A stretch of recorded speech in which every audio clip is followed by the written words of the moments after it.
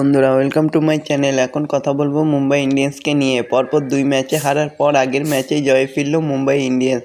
এবার ফির জয় সারণীতে যাত্রা বহাল রাখল রোহিতরা।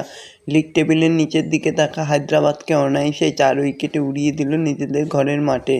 তবে ওই দিন টস জিতে প্রথম ফিল্ডিং করার সিদ্ধান্ত নিয়েছে মুম্বাই ইন্ডিয়ান্স হার্দিক পান্ডে। কিছু শুরুতে হায়দ্রাবাদ উইকেট হারায়নি, তবে অভিষেক শর্মা ফেরান 28 বলে 40 রান করে। কিন্তু অষ্টম ওভার পর্যন্ত ওপেনিং জুটি টিকলেও রান বেশি ওঠেনি। তবে তারপরেই রোহিত শর্মার টিম যখন ব্যাটিং করতে আসে তখন সানরাইজ খুব বেশি রান করতে পারেনি। যদিও রোহিত শর্মার ব্যাট হাতে ক্রিজে আসার পর মনে হচ্ছিল এটা অন্য পিচ, খুব বড় রান পায়নি, তবু 3 ছক্কায় 16 বলে 26 করে মুম্বাইকে একটি ভালো জায়গায় পৌঁছে দিয়েছিল। তারপরেই আসেন রায়ান রিকলটন, সেও দারুণ খেলে। তারপরেই সূর্যকুমার যাদব এবং উইল স্বাচ্ছন্দ্যে খেলে স্কোরবোর্ডে এগিয়ে নিয়ে গেলেন। রানের পাহাড় খুব সহজেই টপকাতে অসুবিধা হয়নি। তো বন্ধুরা, এরকমই সব আইপিএলের খবর প্রতিদিন জানতে হলে চ্যানেলটিকে অতি শীঘ্র লাইক, কমেন্ট, সাবস্ক্রাইব করতে ভুলো না।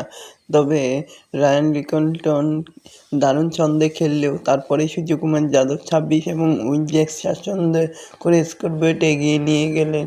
তবে 6-এর নিচে নামার ফিরলেন জোড়া ছক্কা ও জোড়া বাউন্ডারি মারা সূর্য। খানিক পরে ফেরেন জ্যাকসও। হার্দিক যেভাবে খেলতে শুরু করেন তাতেও বোঝা যাচ্ছিল মুম্বাইয়ের জয় আর কয়েক বল দূরে, কিন্তু শেষমেশ সামান্য নাটক দেখল স্টেডিয়াম। একেবারে শেষ স্কোর যখন তখন সে সময় ছক্কা হাঁকাতে যান অধিনায়ক হার্দিক। 9 বলে 21 ধরা পড়ে যায় তার মিড উইকেট। তবে 3 বল খেলে বিফলে যায় রমনদীপও।